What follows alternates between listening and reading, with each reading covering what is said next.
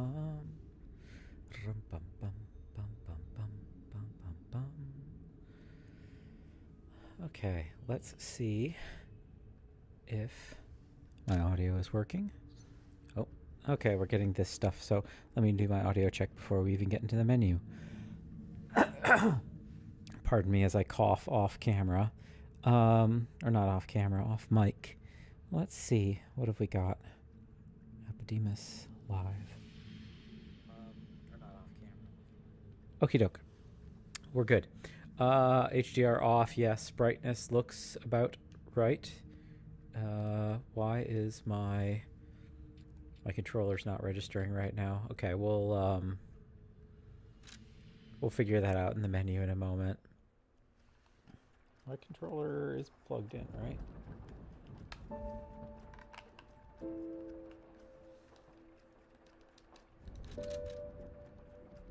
Yes, okay, cool. And yes, we agree.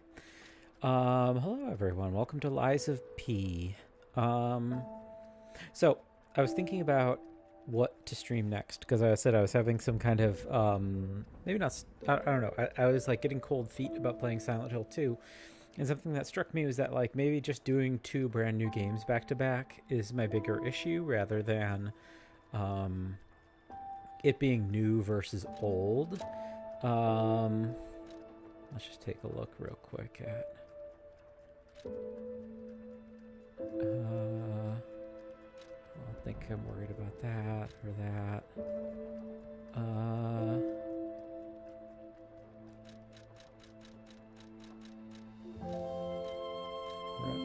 Best?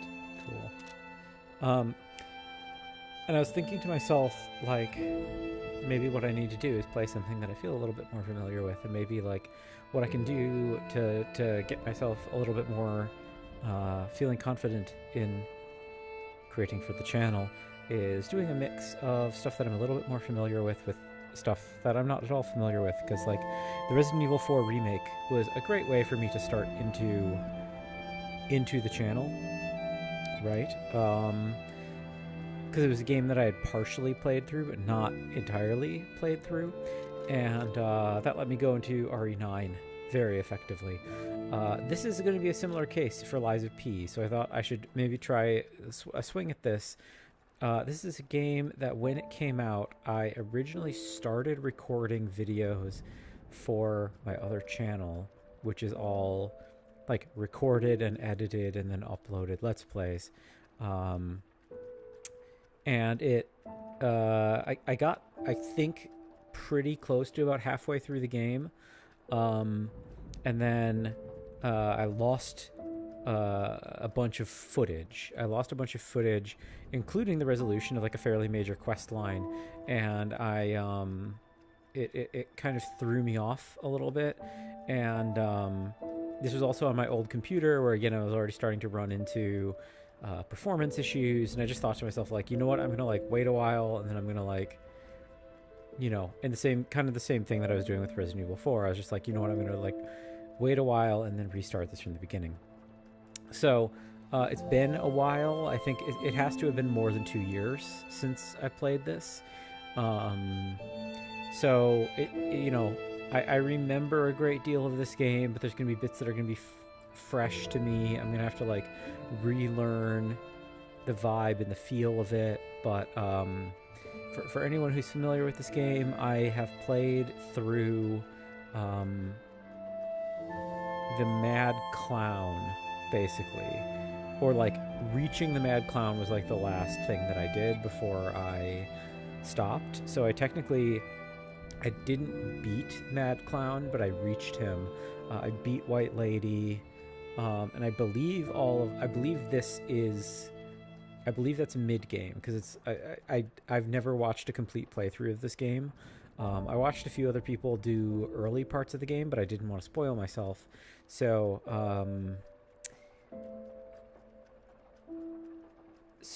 I have the vague impression that the next full boss after Mad Clown is supposed to be King of Puppets, and that's not an endgame boss. That is actually like kind of maybe like this game's equivalent to Ornstein and Smo, where it's like it is a big, huge, difficult fight and an important fight thematically and in the arc of the story, but it is like the dividing point maybe between the first and second halves of the game. I'm not 100% sure if that's the case, but I'm looking forward to finally beating this game. I really enjoyed what I played of it back when it first came out, and I am eager to see where the plot goes, because as I said, I've like avoided spoilers all of this time, and I think it'll be a pretty good time, because I didn't have a crazy difficult time with the game when I first played it back when it came out, and it's my understanding that they have actually patched the game, because I was playing on 1.0, right? Like I was playing on release build, and it's my understanding that they have subsequently patched it to make it easier, including, again, King of Puppets or Puppet King, whatever he's called. The boss I didn't actually reach apparently was like extremely difficult in the original game, and I never had to play against him. I'm kind of bummed that I don't get to experience what that original difficulty was, but at the same time, I think everything leading up to him should be, or at least might be, a hair easier. I think the other thing, Legendary Stalker, difficult, yeah, I think this is what, I guess I didn't even know that they added difficulty.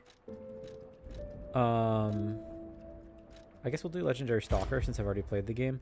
The other thing, I guess I don't know if they have adjusted or patched it all, but first, in honor of the great writer Carlo Collodi, who of course wrote the original Pinocchio. For anyone who isn't familiar with this game, for the sake of it, hear me? Sorry, we'll get through this and then we'll talk. Geppetto's puppet. We need your help.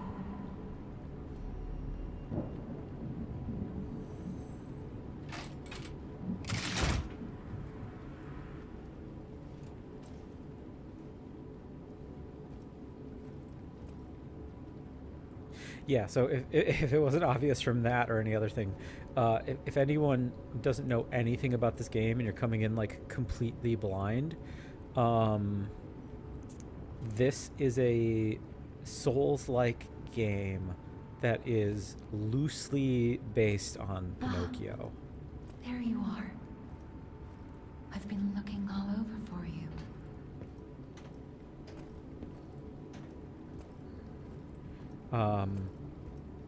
It does its own thing. It has its own world building. I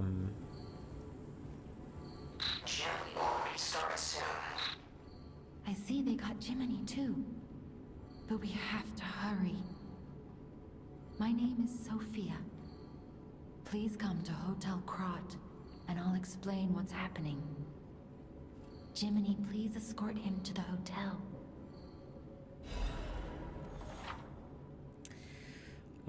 Up to select upper belt, press and hold to select the first slot, down to select lower belt, X to use the selected belt item.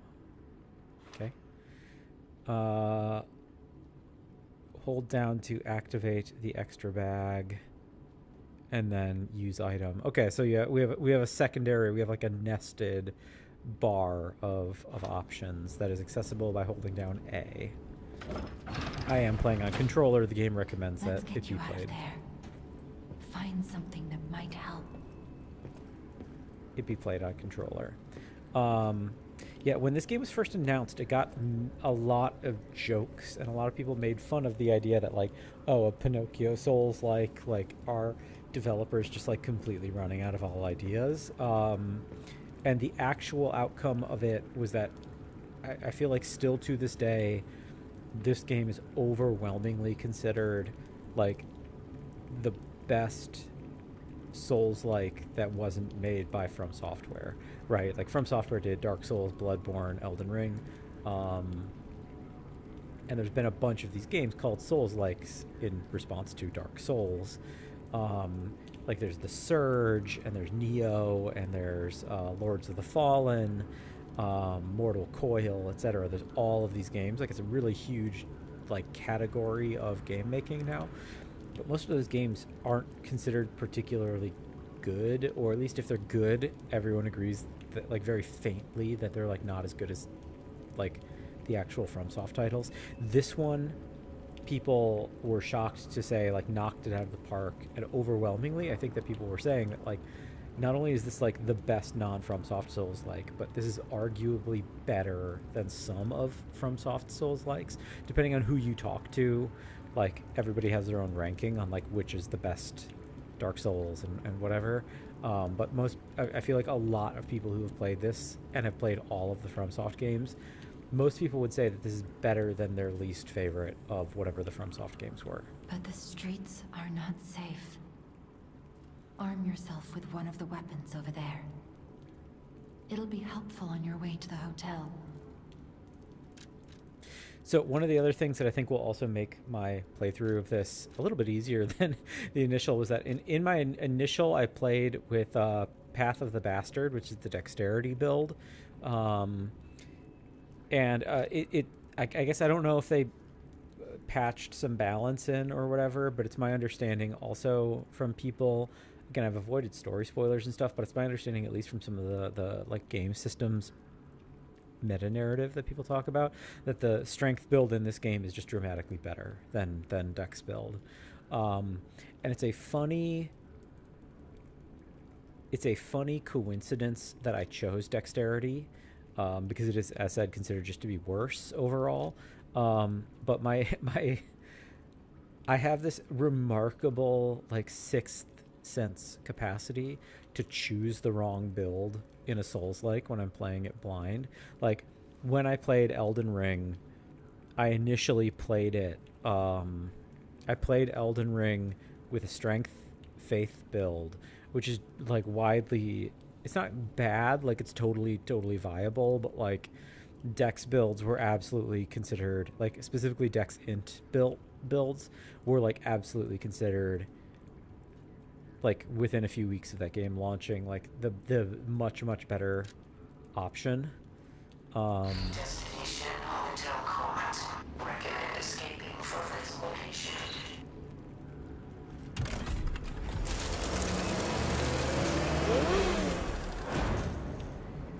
So, besides making the game easier, it does also like freshen up the gameplay. That I don't know how heavy weapons feel in this game per se. So we'll see where that goes. But I also kind of got the sense when I was playing the game, like heavy weapons almost seem to be the developer preference as well.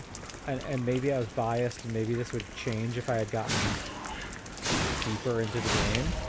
But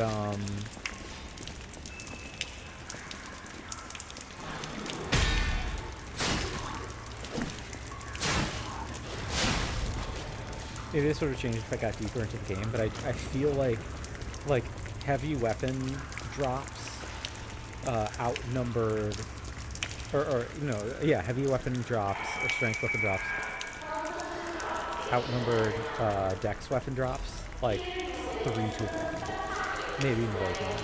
Like it might have been 4 to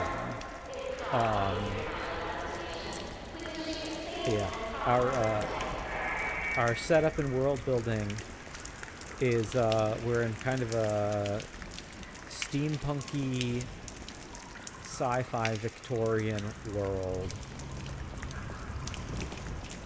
Robots called puppets were widespread throughout the city called Krot, and there's been some kind of mass rebellion where they're doing violence against their human masters. We, despite looking human, are apparently a puppet, and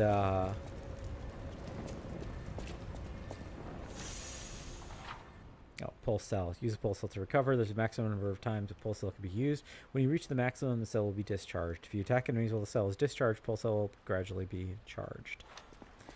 So pulse cell, this is our Estus. And this door is locked. You see a big old guy through there.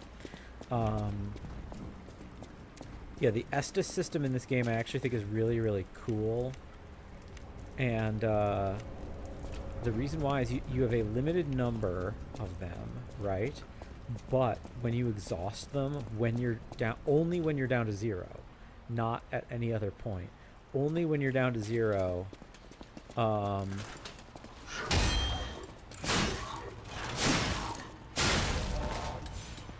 do you actually start recharging them when you hit enemies. The other thing that we saw with the very first enemy that I fought is this game mechanically is, in some regards, a little bit more Sekiro-like than Dark Souls-like, in that there's a perfect parry system. You saw that with the bright red flash on the attack. Let's get another one for the sake of... Nope. So that was a block, not a perfect parry. Oh, I didn't mean to heal. I wanted to... this. Restore my weapon using a grinder. I presume all these doors are locked. I think they are. But yeah, the perfect parry... The station employee has the train station keys. Yep. Alright, we need to find him then. Guard. Yeah, you can block enemy attacks by guarding. If your guard is successful, your character will take reduced damage, but it'll consume stamina. The reduced damage will be transferred to the guard regain. Guard regain accumulates, but gradually decreases over time. While you have guard regain, you can attack enemies to recover HP. So it's a rally system like Bloodborne. If a guard succeeds right before a hit, it triggers a perfect guard. When a perfect guard is successful, you will not receive damage. Only stamina is consumed. You can use perfect guards to destroy an enemy's weapon or put the enemy in staggerable status. So yeah, again, like Sekiro, it's borrowing from like the best of the best, right? It's like... You cannot see in the dark. Switch me on and gently will light away. Ow. So we have a rally system.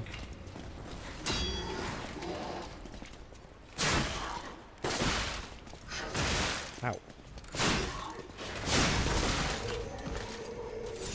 We have a rally system like Bloodborne, and we have a parry system like Sekiro.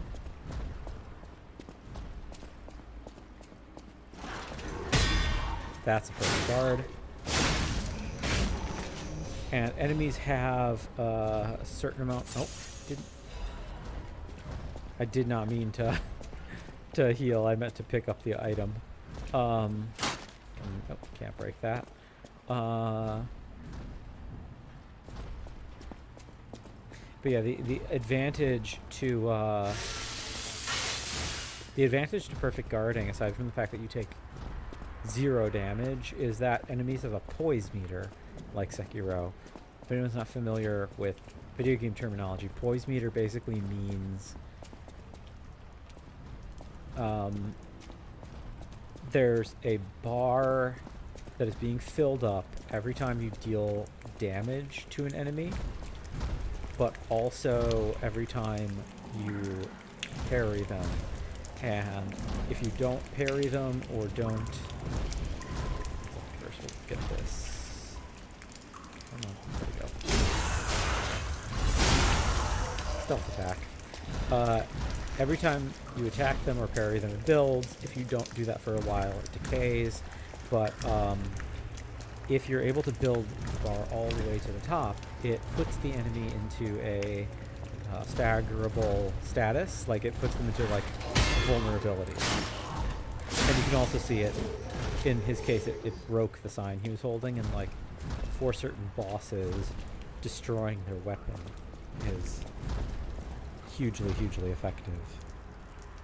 We're going to do a little environmental reading. We've got a dream of becoming a real girl. Harold Dieter versus Isabella Street from the Grand Exhibition of Krot. So yeah, this isn't a hyper accurate telling of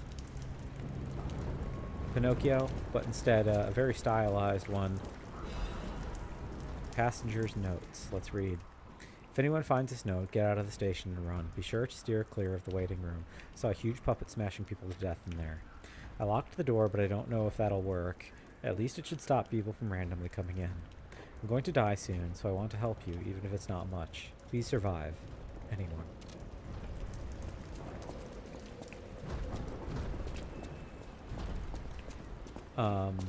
So yeah, we've got the, and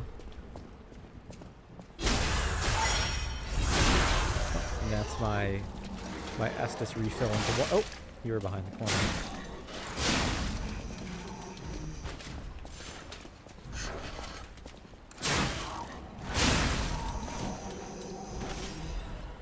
I will say the heavy weapon successfully guards way more damage than the dex weapons. I can already tell.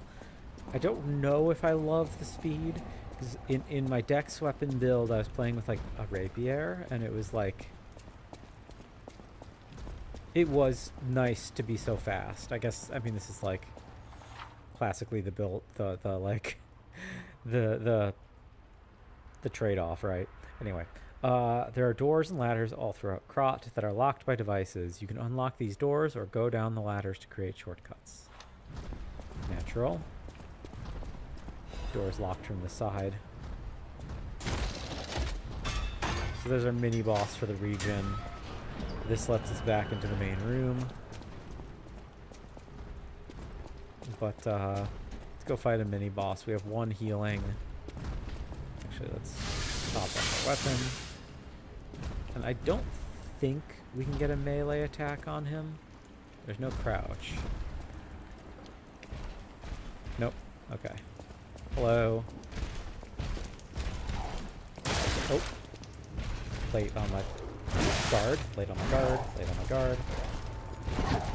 Late. Well, early then. Early. Perfect. Late. Hold for a staggerable. While you're attacking, a white outline will appear on the enemy's health bar. When this happens, you can make the enemy staggered with a charge attack or Fable Arts.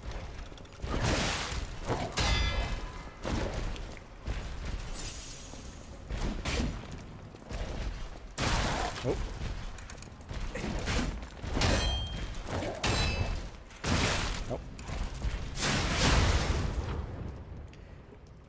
And then we can, when he's staggered, we can do a fatal attack on him like this. Nope, let me... There we go.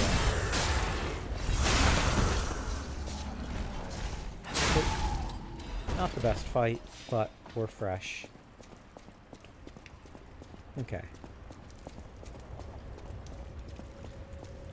We're new in the game.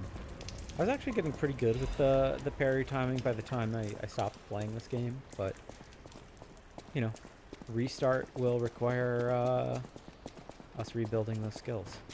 So, that's fine. Oh, and what did we get aside from... those are cosmetics, I think. These are cosmetics. Those are some cosmetics, but also, yeah, the glaive. I've heard that the glaive, which I think was like a bonus that they gave just to all players because they were like happy with the game sales or something. I've heard that that weapon is incredibly broken, so I'm probably not going to use it, but I am not 100% positive. It is a technique weapon, which is like dexterity, I think, rather than motivity, which is strength. We can choose it as a backup weapon if we want. We don't have any amulets. We can't change our arm out. We'll eventually have like arm powers. Let's see, defensive parts. Similarly, we do actually have. We have some frame options, so we can change out parts. So this increases weight, which is bad, but reduces damage. So parts that enhance puppet frames can absorb physical damage. So that's good. It's good that it absorbs damage. I can't remember how weight functions, so we'll probably hold off until that gets tutorialized. And all of those are those usable items. We do have a bunch of things. We'll examine those. We'll examine those later. And then extra bags, similarly, we can put anything we want. This fella,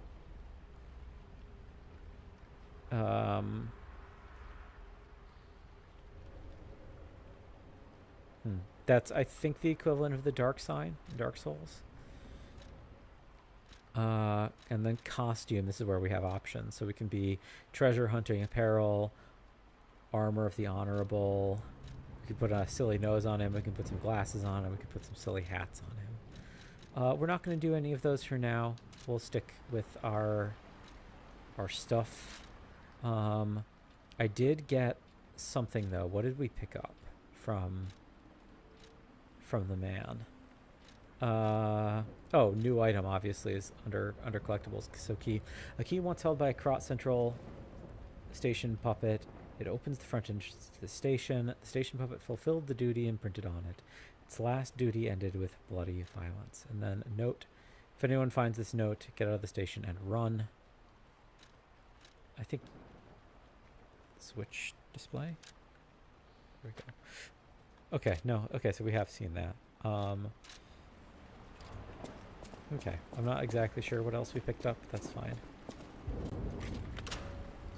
I would guess maybe some consumable souls. Like colored souls.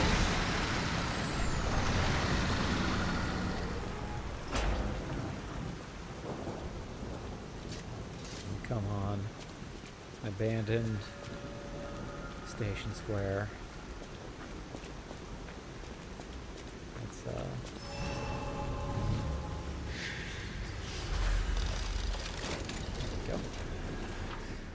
Use a Stargazer for fully recovering HP and stamina, as well as charging your pulse cells. You'll be revived at this point in case of death. Remember, this process also revives enemies, not just your character. This is called a Stargazer. A marvelous device the Stalkers used in the past. Warning.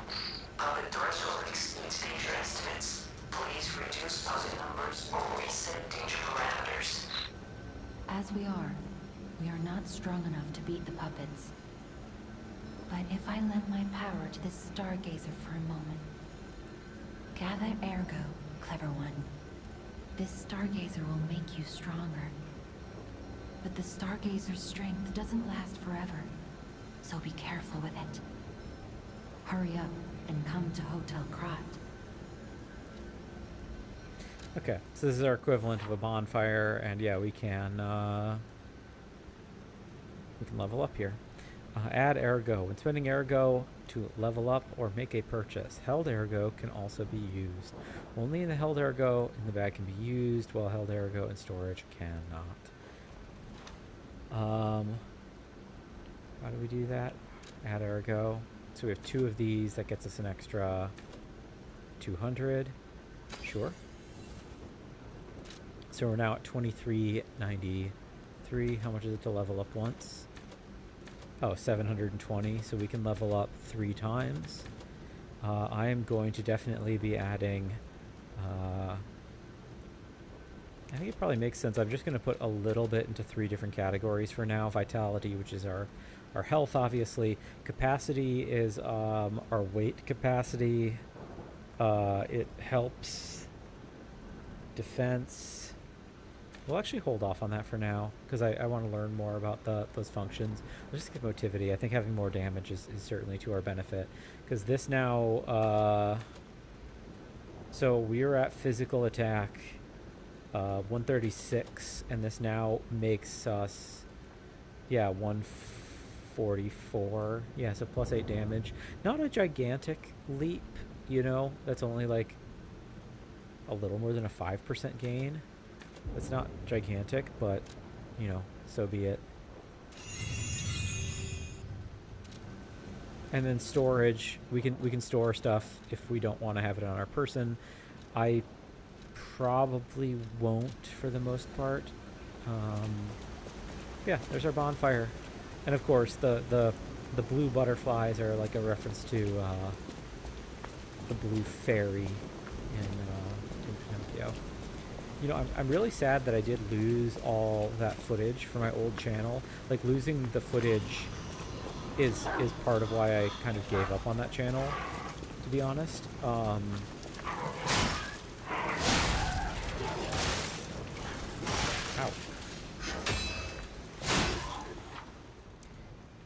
Weapons have distinct blades and handles that each have their own fable arts. Fable arts use of fable slots, and different fable arts use a different number of slots.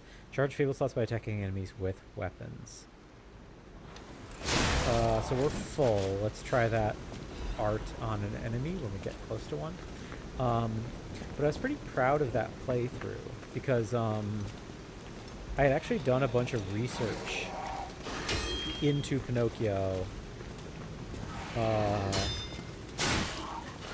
And was like digging deep into some of the symbolism in this game, and I'll try to like refresh myself on some of that, but like Pinocchio is a really interesting novel. Like it's really strange, it's really interesting. It's if you're only familiar with the Disney version, know that like so many Disney products, it's, you know, like a very truncated, simplified version of what's actually like a fairly complex novel, and one that kind of like has a certain amount of respect for its readers that I really appreciate. This is something that I like.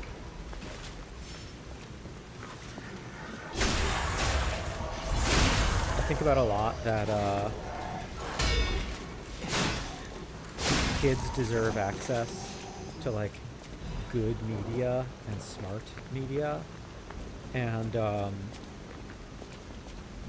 I do feel like Pinocchio as a book is pretty smart.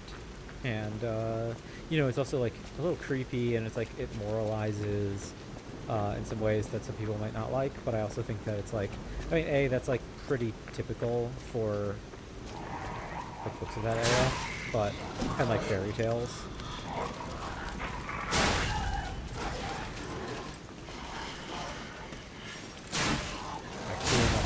Right?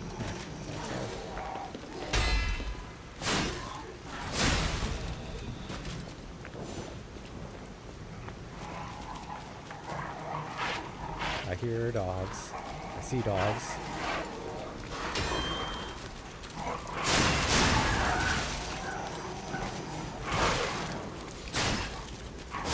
The AoE is a big advantage of the big weapon that I did not have with my decks, for sure.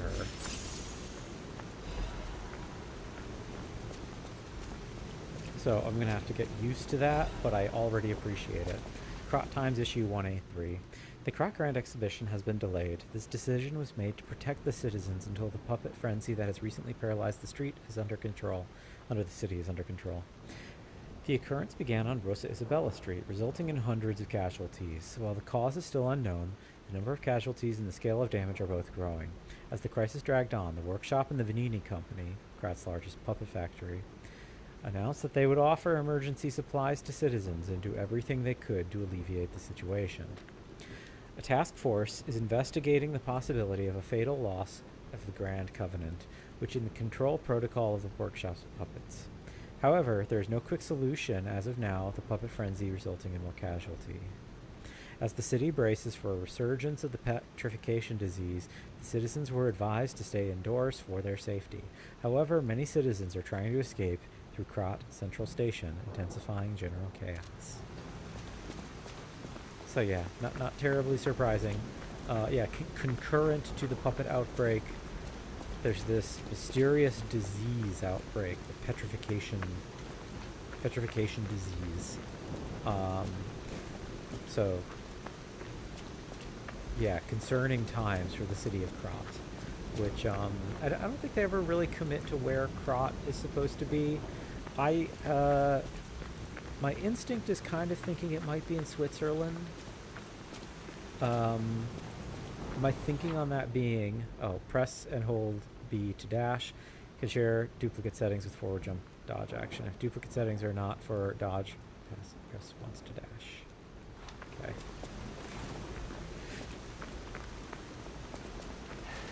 Okay, so jump is on my left stick. I was speculating it was on Switzerland, or in Switzerland, because Pinocchio, of course, is Italian, right? But a lot of what we see in this environment is, I feel like a lot of the language stuff in this environment is Swiss, or excuse me, is German. Nope. Locked from this side. So we'll come back around, and that's a shortcut back to the country. I think a lot of the language in this area is rather German. I think there's bits of French. So the fact that it's like the mix of French and German, plus the Italian nods from the original text, and the fact that you have names like Venini, and I could have sworn that I got the stealth off on him, but evidently not. Venini and Geppetto are like very Italian names, obviously, so I'm kind of thinking that like Switzerland makes sense, like, right, it has borders with Italy and France and Germany. Didn't see you, buddy. Oh. And that, of course, is one of the advantages of Big Sweeping Weapon, is that I can hit the walls when I'm doing my sweeps. Just, oh, well, I actually cut through the wall there. That's a little more forgiving than what you'd see in Dark Souls 1. This might be, Dark Souls 1 might be another game that I do like this, where it's like a game to complete, which, on stream, which, yeah, one of my, like, gamer shames, as it were, I'll admit, is that I've actually never completed Dark Souls 1. It's another game that I've got quite a bit of the way through. But, I had 2 different playthroughs that, like, I had major life changes happen that, like, disrupted my playthrough. So, you know, maybe after this game, we'll finish Silent Hill, and then maybe after Silent Hill, we'll do Dark Souls. Something like that, perhaps. We'll see. But the one thing that throws off Switzerland is we do have a coastline here. That's not very Swiss. I guess we could just be in northern Italy, and like northern Italy would have coastline and also coastline and Italian and like relatively close proximity to French and German. Some enemies become red and use a strong attack called a Fury Attack. You can't guard Fury Attacks, but you can move out of the attack's range or counter with a perfect guard. So, like Sekiro, it's like you either get the perfect block or you don't. There's no, or I should say perfect parry, not guard. Ow.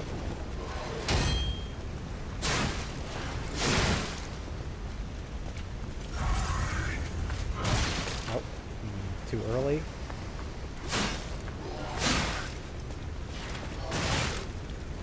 Late.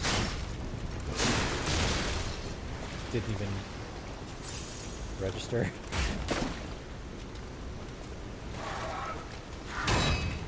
Late. I guess early. Has to be early. Oh, gotta fix my weapon. Use the grinder. Put it back up. We did use basically all of our healing on that guy. I did not get my blocks down on him. Okay, we advance forward before we go backward. Yeah, I guess this could be like northern Italy, maybe towards... Destination Hotel Quad. Oh, there's the hotel. Optimal location for observing the destination. This could be sort of towards like the Venice, Croatia side, like northeast Italy.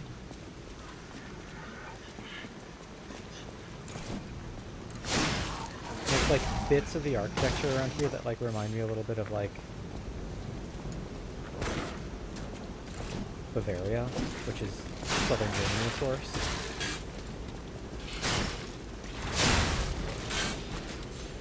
Okay, we're close. We only need like one more hit. We only need one more hit to get our healing back. Let's put on our lower belt.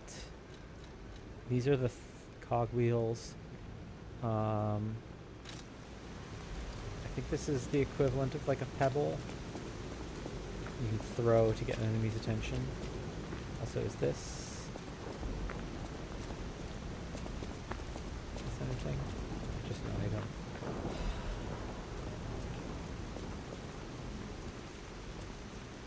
I guess we'll save.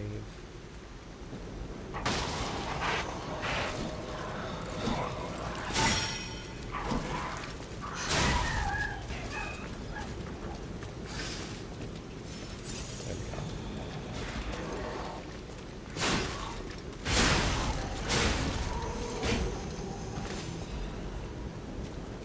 One of the things I do like about this healing system is that it also, rather than like, because you rebuild, it actually kind of encourages you to heal more often, because it, like, the second you get that last heal, like the second you get that last heal available to you, you basically immediately want to use it, because it puts you in a position to then start charging up another.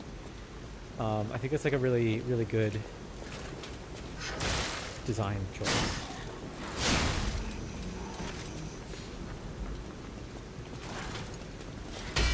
Perfect. I do have to practice these parries more. And I think this is going to take us to the return point.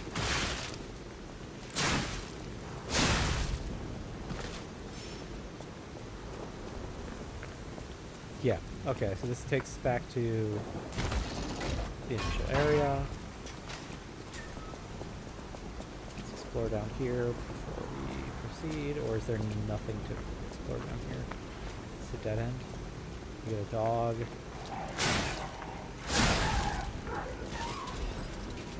Fable Catalyst. We'll read all these item descriptions eventually.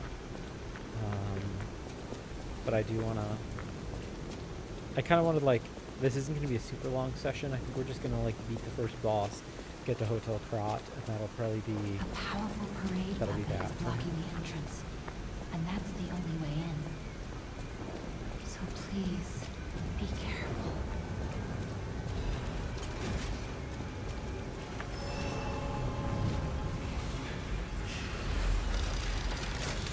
So we got a shop keeps. We got a this guy's like a test for block timing.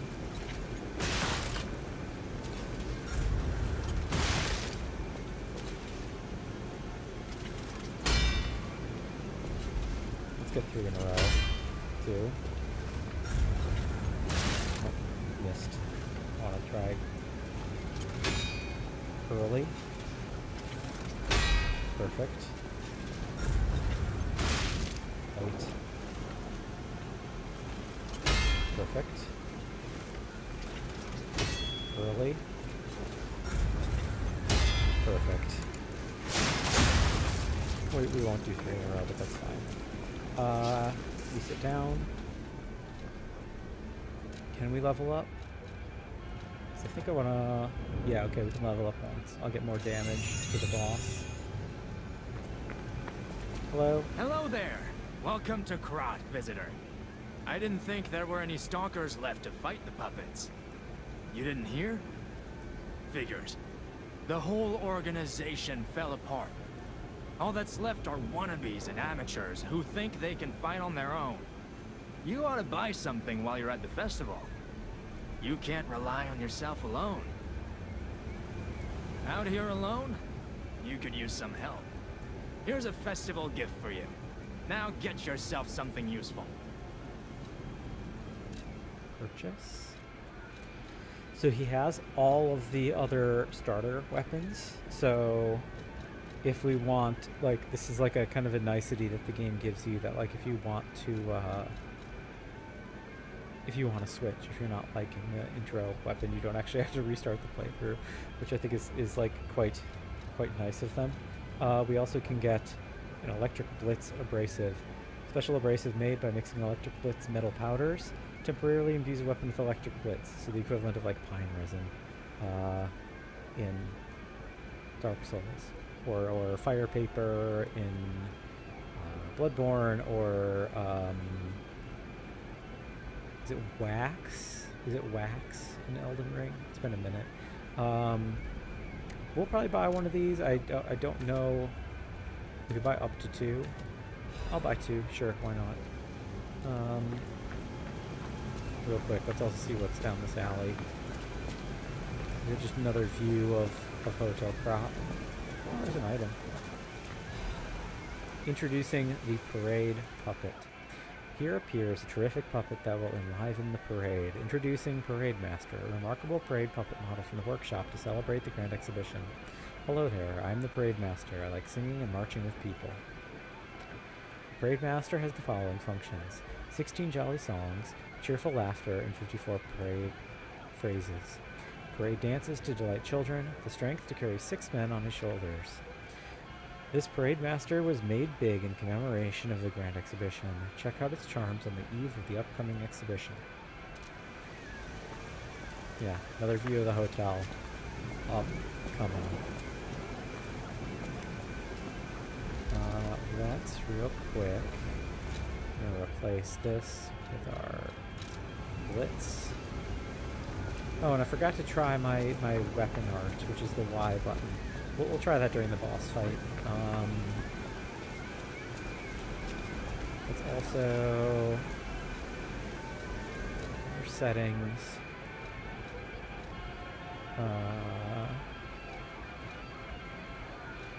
Gameplay. HUD. Off. Thank you. Actually, no, I don't want HUD off. I just want the...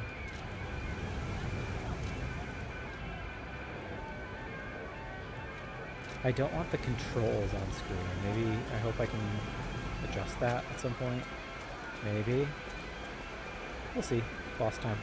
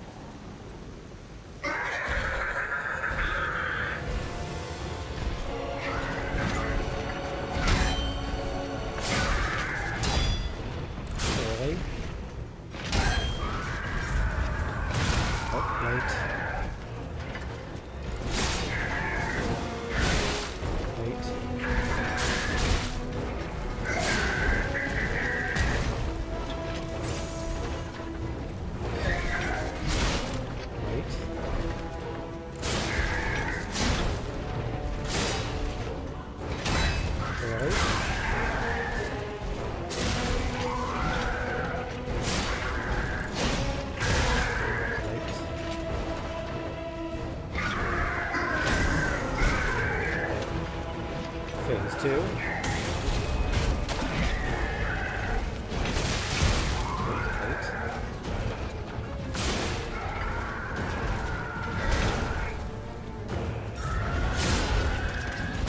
Oh, wait.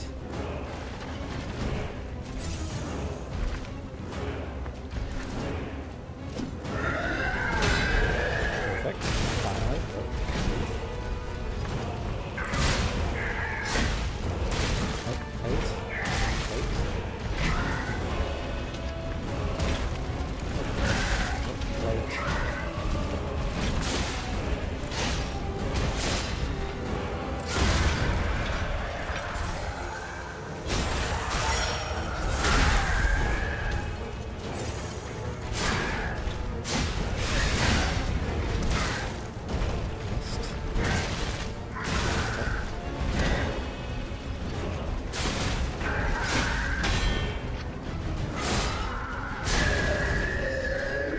Wasn't too bad.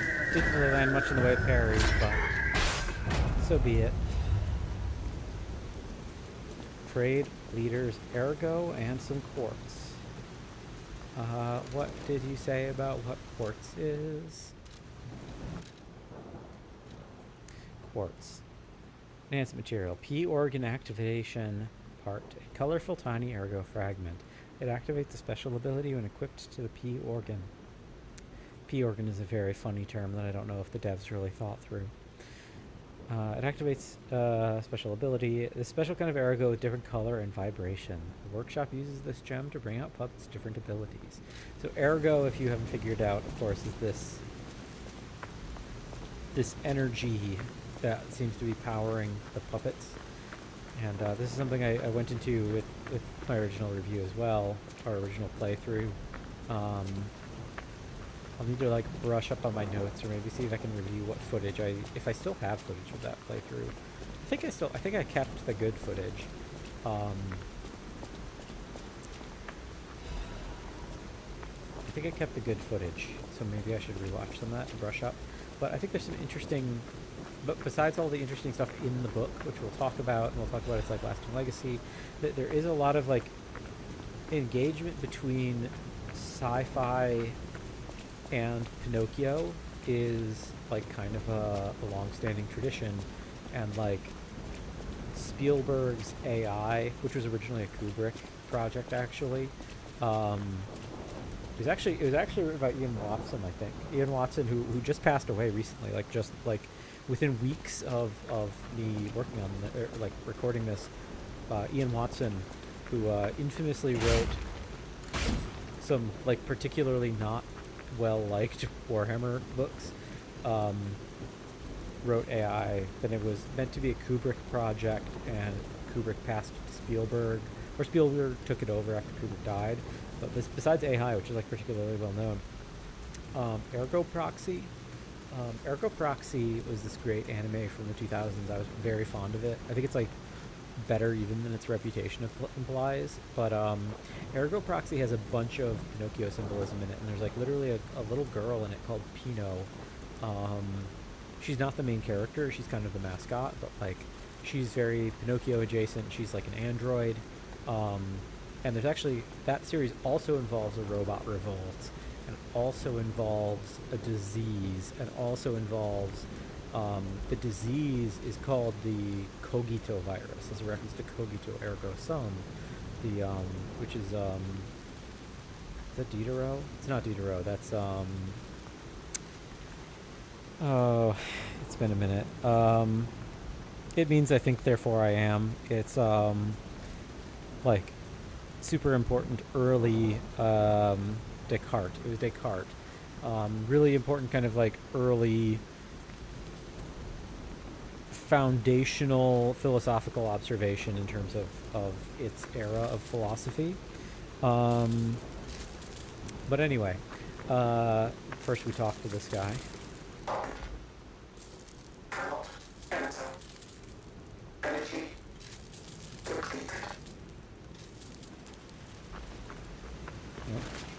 Now.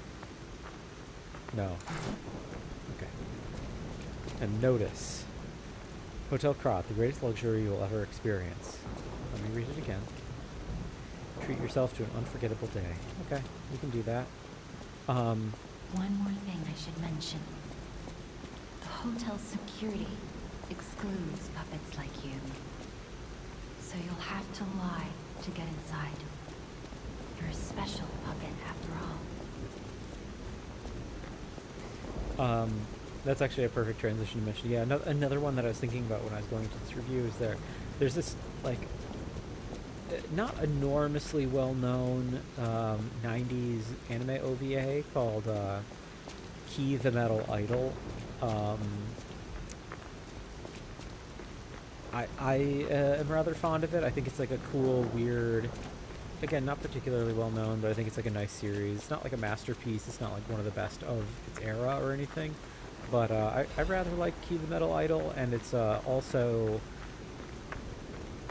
a loose Pinocchio retelling by way of androids. And I'm sure that there's like a bunch of others that like we can address and talk about a little bit as we go through the series.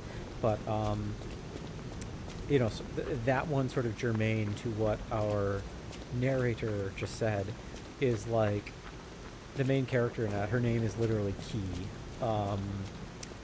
So Key the Metal Idol is not like a isn't like a statement of something you should do. It's not key as a verb. It's key is a person who is a metal idol. But she, learning to be human is like an important part of her story, as is the case, of course, for, I think it's David is the name of the android in Artificial Intelligence, and this idea that our protagonist, our Timothy Chalamet or Finn Wolfhard looking protag, he is supposed to be, it seems, at least in what I played, learning to be human is important to the arc, and I guess we'll talk about it as we proceed as well, because again, I don't totally know where the story goes with it, but it kind of strikes me in most of the instances that I can recall seeing that it seems to position the idea that lying is human, and that's not bad, that's not a criticism of humanity in saying like humanity is corrupt or something, but it seems like the direction the story is going to go down, and I guess we'll see how this matches as the story progresses.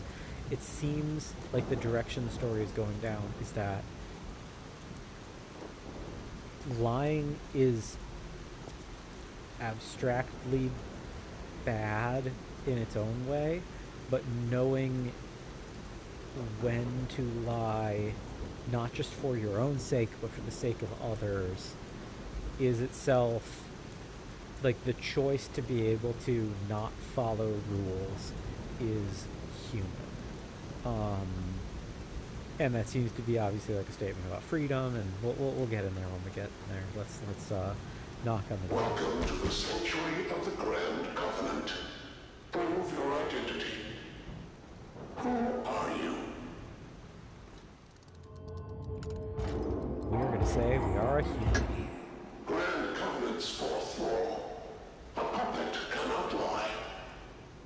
Welcome to Hotel Krot. Our springs are reacting. So yeah, this seems like a funny thing that like they believe that they can stay safe in here because puppets can't lie because of this thing called the Grand Covenant. But it also seems very well established that the Grand Covenant also is supposed to keep robots from attacking people. So like, robots already seem to be breaking that. So like the fact that like hypothetically this is supposed to be security that puppets aren't lying, but like the idea that they're already becoming more human by like breaking the rules by killing people to begin with is calling to question quite the efficacy of this lie-based security system. But anyway, in we get. And title drop soon, in a second. Get some good dramatic organ music.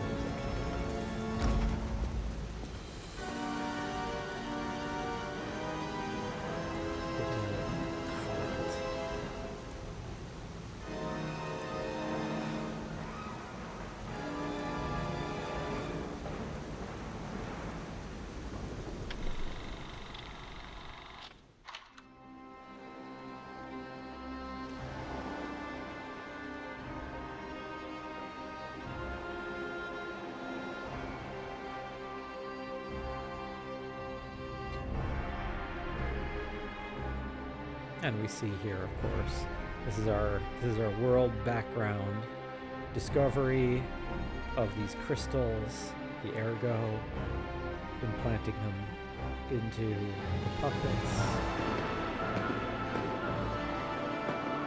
All of this wealth and prosperity that has come of the city of puppets.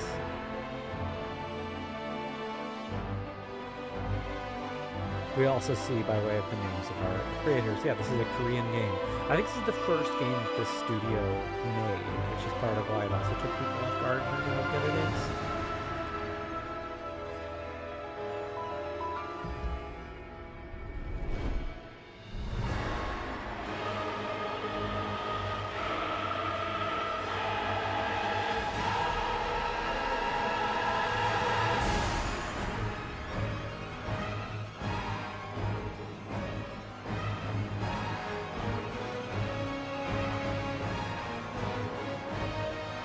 So yeah, this game got amazing reception, particularly for a game from a completely unproven studio. That also feels like a straight Bloodborne reference, by the way. That hanging body is like the shape of the hunter's mark from Bloodborne. Yeah, that catches us up to the present. And yeah, people weren't expecting that much from this, and it's become really quite beloved in the Souls community. Some people go, like I said, not only do people say it's better than the worst of the Souls games, but like some people would even rank it higher than that. Like I know at least a couple of streamers have said that like it's maybe not as good as the absolute best, but it might be better than most of the FromSoft games, which is unbelievably high praise.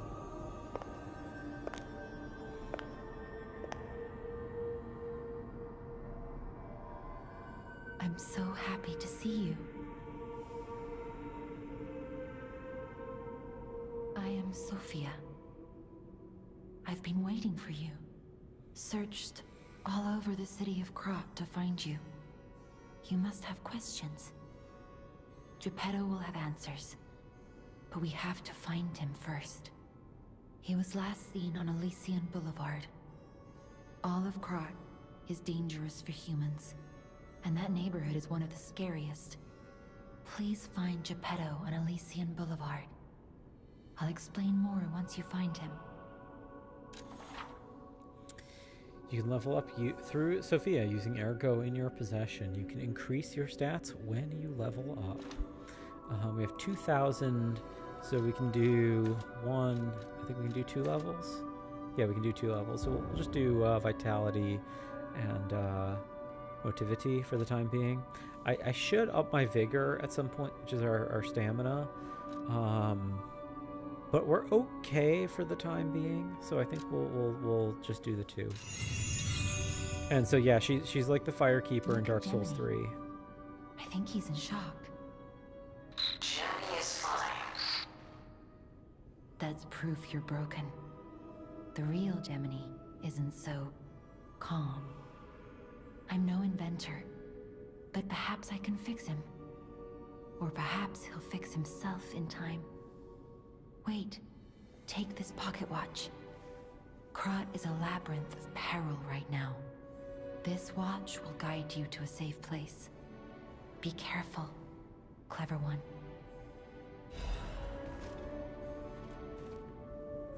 Yeah, Moonphase Pocket Watch. Pocket Watch imbued with mystical power.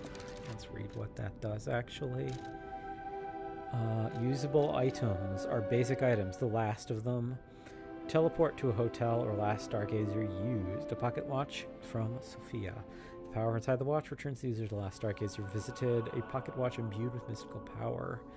The power of the watch turns back time to the boy was in peak condition. So this might be more like the dark sign.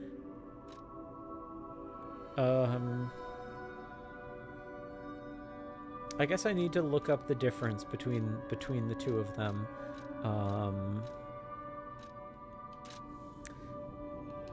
But just making some notes. But before we close up, I do think it's cute that instead of Jiminy Cricket, it's Gemini. Like they make it spelled Gemini. I don't know if that's where Jiminy Cricket comes from or not. I would need to look that up. We'll also make note. She's our blue fairy figure. I love the idea that the coat over her shoulders is kind of like becomes her wings or whatever. And just making note in general, Sophia as a name, I guess we'll see how this plays into the plot or not.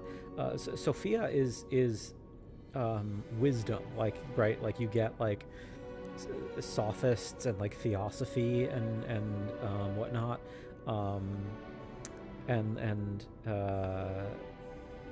That is like,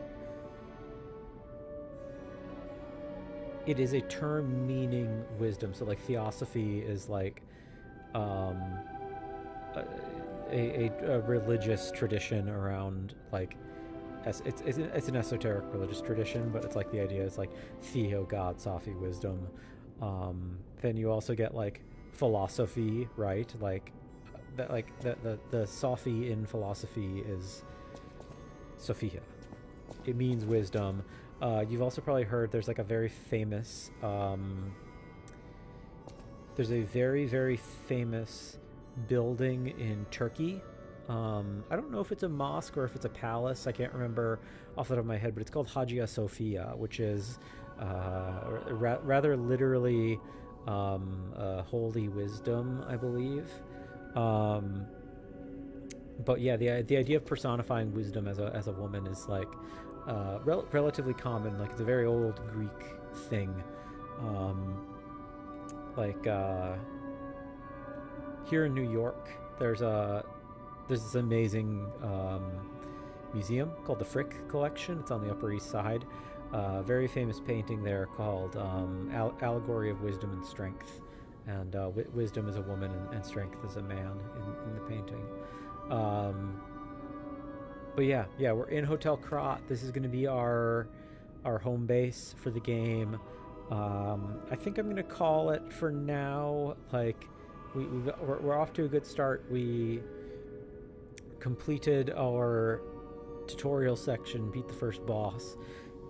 Have not yet suffered any deaths, though that's definitely going to change. Oh, I can't actually take my weapon out. I can't take my weapon out in here. Let's also take these off. We'll explore this. We'll talk to some NPCs, and we'll get into the game proper in our next playthroughs. And yeah, I don't know. I'm looking forward to getting back into this game. I enjoyed very much what I played of it. I think it's full of interesting ideas, and I hear it's just a fabulous game overall, so I'm glad to see that finished. To finish out one more idea as well that I addressed earlier in the stream, but I don't think I finished my anecdote about Dark Souls. So yeah, Dark Souls is another one of these games that I'm sad to say I've never actually completed. I have 2 separate playthroughs in Dark Souls that got relatively far. They both got past the midpoint of the game. Like, I've beaten Ornstein and Smo twice. And both times I had stuff happening in my personal life that made me have to step away from gaming for a bit, and I ended up not completing the game. Finally beating Dark Souls would be a lovely thing, so maybe we'll do that.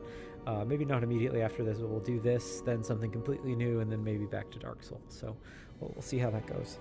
Anyway, yeah, this is Lies of P, everybody. Yeah, we'll get into this more next time, and I think we'll try to, because at least I know how to sort of pace the first part of the game.